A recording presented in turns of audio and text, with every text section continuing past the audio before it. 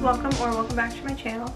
Today is another monthly TBR video. So today we're going to be using my TBR prompts that I used last month to pick which books I'm going to read for the month of March. I have about 50 prompts in this mug, and then I have pulled 6 from the last one that are sitting right down in here of the ones that I used last month. So I've kind of kept them out to the side so that once I make it through the mug, or most of the way through, then I can start putting them back in. But I want to make sure that we don't have like a ton of repeats in back-to-back months.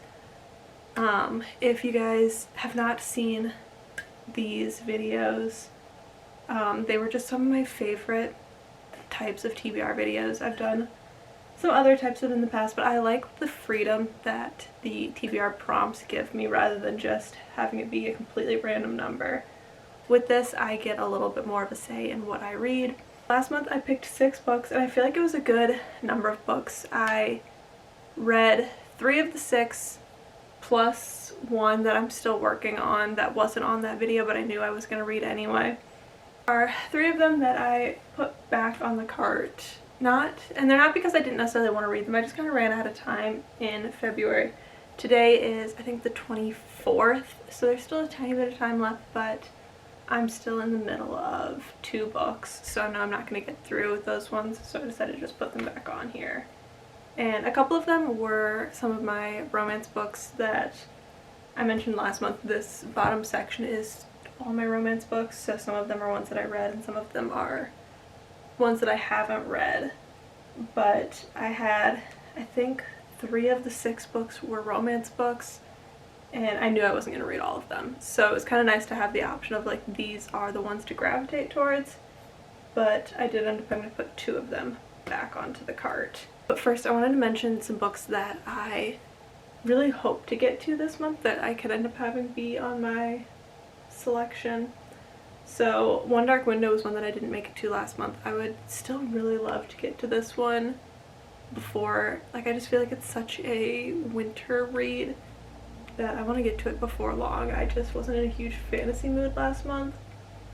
I'm hoping to get the writing retreat on here because I'm going to end up reading this book anyway for a video that I'm currently filming, so whether I get it selected or not, I'll probably end up reading it this month. If not, it'll be early in April, but I need to read that for a video that I'm working on.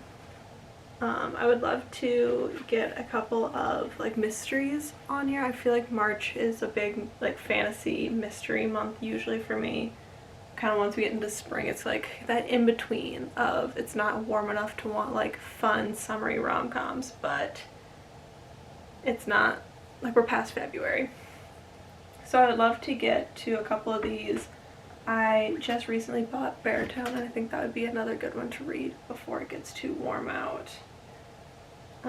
I would still love to get to Big Barber Steele by Sarah Adams. I also just picked that one up. I think those are the main ones that I want to get to. Without further ado, let's pick the first prompt for the month. Just mix them up really nice. Let's pick this one. I'm going to put this one back. Perfect. A new purchase. So I just went book shopping. That's what one of my last videos was. And I picked up The Bridge Kingdom, The Crash, No Place Left to Hide, Beartown, Big Borrower Steele, and I picked up the second book in the Emily Wilde series, but I'm not planning on getting to that one soon. So those are definitely ones that I want to get to. I feel like this is always tough though, because this is such like an open-ended question that I could potentially get some of these later, so I'm hoping. You know what, I think I'm going to come back to this one at the end. I'm going to do the rest of the prompts and then pick from there because I don't want to pick one that would work better for a different prompt. So I'm going to hold off on this one and we'll pick it at the end. Alright, the next one is a 5-star prediction. Ooh. I feel like there's some good options for this. I'm going to look through the cart and pull some out. Alright, I have 5 books pulled aside here that I think could be potential 5-star reads for me. 3 of them are ones that I also just picked up, so I'm glad that I didn't pick the new release one quite yet. So the books that I pulled were Big Bar Seal by Sarah Adams. This one I think has potential to be a 5-star read for me, just because When in Rome was like a 4.5 and Practice Makes Perfect was a 5-star. Like, I kept going back and forth, but I ended up rating it a 5-star looking back on it. So I just know that I really enjoy her writing and I love this family. And at this point we've like really gotten to know the siblings and where they're at, so I feel like we've already kind of built an attachment to the characters that I feel like it could be a good one.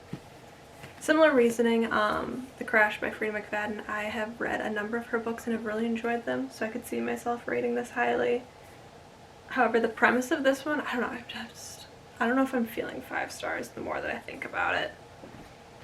So the next one is Beartown by Frederick Bachman. This is one that I feel like I could either really enjoy and rate like a 5-star, like ride or die book, or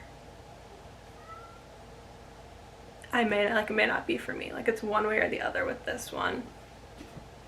And then I picked One Dark Window because I just feel like this one, I've heard really good things about the magic system. I feel like it's the perfect time of year to read this book. And I feel like this is what I'm leaning towards, and I know it's been on the last couple of TBRs of mine, but I feel like I'm getting back into a fantasy mood. But then the last one that I pulled out was Funny Story by Emily Henry. This is one that I think will end up being 5 stars if I read it at the right time.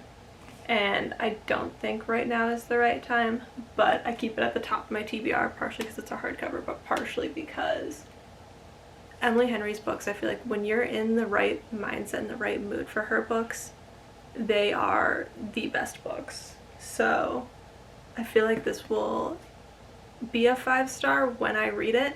I just don't think right now is the right time. So with that being said, I think I am going to pick One Dark Window just because, I don't know, I really have high hopes for this book, and I've heard so many people rave about it, and a lot of people who have similar book tastes to me have really enjoyed this book, so I think this is going to be the first one that we put on our March TBR. The next prompt is, let's do this one right here. The prettiest cover. I feel like this is going to be another tough one, but I'm going to pull some out. Alright, so I pulled some of my favorite covers off of the cart, and I don't know, I'm not super excited about any of these books, so I feel like this is going to be a tough decision, but I pulled Emily Wilde's Encyclopedia of Fairies. This is one that I have always thought this one's definitely in the top contender for the prettiest cover that I own of like all time. This is another one that is in that running. That is Belladonna by Adeline Grace. This is the like fairy loot version, and I think it is one of the most stunning covers. But I don't know, I feel like reading this and One Dark Window in the same month isn't exactly what I want to do. And then I have The Bridge Kingdom. This is one of the new release covers, and I think that they are absolutely stunning. I have Caraval, again, another just really gorgeous cover. I feel like a lot of times I am most drawn to fantasy covers. I feel like they just tend to catch my eye more. Some of the romance ones are really pretty. They're just not necessarily the books that I own. Or they're like really pretty because they're like super summery and fun looking. And yeah, I don't know, they're just not gravitating towards me right now. And then I have Light Lark, again, another fantasy. And then the only romance one that I pulled was Wild Love by Elsie Silver. I think this cover is really pretty, but I don't really want to start a new series right now, especially since I haven't finished the Chestnut Spring series yet. So I looked over my cart again, and I'm actually going to pick the Ballad of Songbirds and Snakes. I feel like this cover is just really pretty. I love the like dark green and the gold together, and Do I think it's necessarily the prettiest cover on my TBR?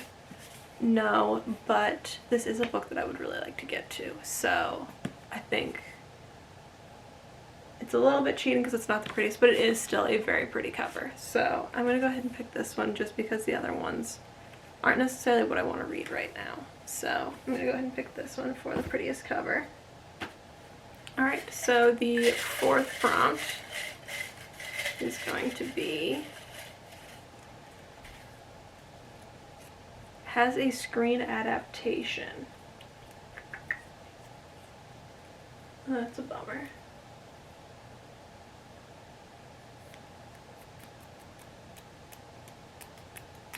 I don't think I have any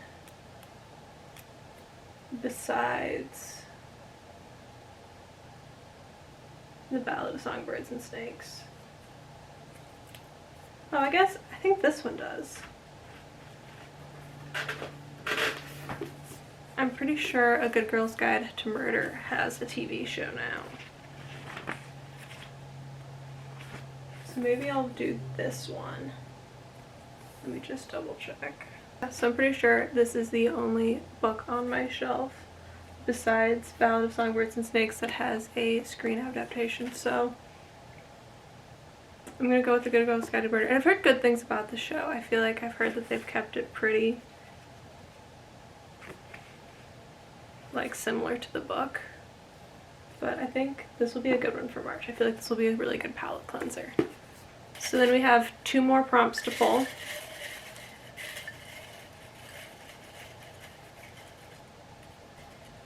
This is a skinny one.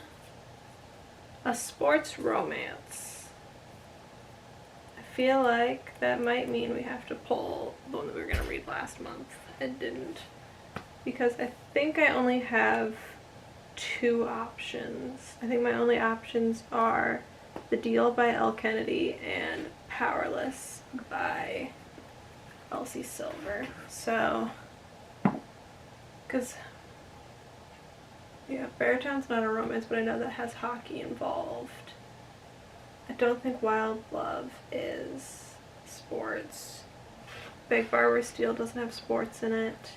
So it's just this and The Deal, and I really don't want to start a new series. So I'm going to, again, put Powerless back on my TBR. And so this is the second book that is going to be on here 2 months in a row. So I might pull an extra one just because if I didn't read these 2 books last month, there are ones that I would like to get to this month, but just in case there's still ones that aren't what I'm in the mood for, I might pull a 7th prompt just as kind of like a backup, just because 2 of them are repeats. And it's fun pulling prompts. So I'm going to do 2 more still, and then at the end I'm still going to pick my new purchase prompt. So we're going to go with this one. Red on the cover. Okay. I feel like there's a fair number of options for this one. So Dark Corners has a little bit of red on it, but not a ton. No Place Left to Hide, the words are red. Scythe has red on the cover. Prison Healer isn't that much. Light Lark has red on the cover. The Crash, Caraval. This has a tiny bit of red on the cover. I don't think it has quite enough to really consider it as red. But I feel like this is the perfect prompt for me to pick The Crash by Freida McFadden. The cover is half red, half blue. And this is one that I was really looking forward to getting to. And like I said, I feel like mysteries are such a big hit for me this time of year. So I'm going to go ahead and happily put this one on my TBR. Alright, picking the last one. Let me try to get to the very bottom. We'll go with the one that jumped out. Flowers on the cover. Okay. So, Funny Story has a little bouquet of flowers. Belladonna has flowers on the cover. The Prison Healer has a flower.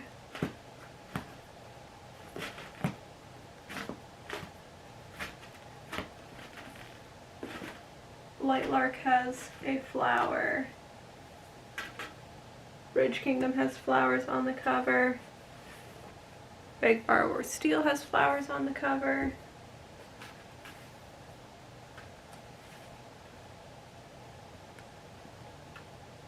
Honestly, I'm not in the mood for any of those other ones. So, looking at my current TBR, so I think I am gonna do Big Borrower Steel as flowers on the cover. That's got this little bouquet on the cover here. And finishing this one would mean finishing a series that I'm in the middle of, which I feel like is more important than starting one of these new ones.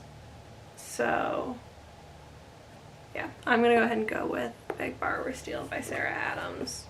And then for my new purchase, the ones that are left for me to pick from are Beartown, No Place Left to Hide, The Bridge Kingdom, and I'm going to count the Emily Wilde book as a new purchase because I bought the second one.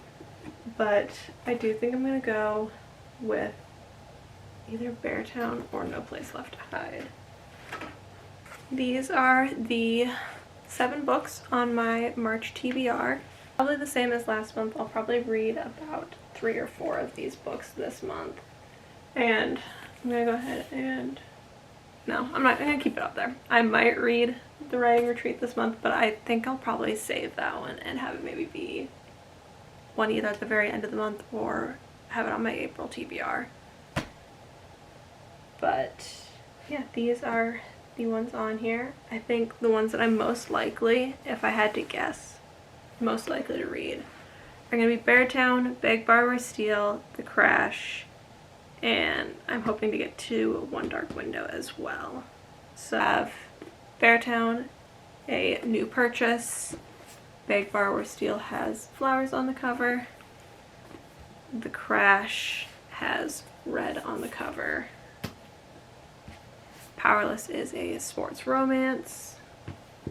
Good Girl's Guide to Murder has, what is this one? Oh, a screen adaptation. Ballad of Songbirds and Snakes for the prettiest cover. That one was a little bit cheating, but I'm happy with it because otherwise I would have probably picked One Dark Window as that one as well, because I feel like there's a few on here that could be 5-star predictions. Those are the 7 books on my monthly TBR.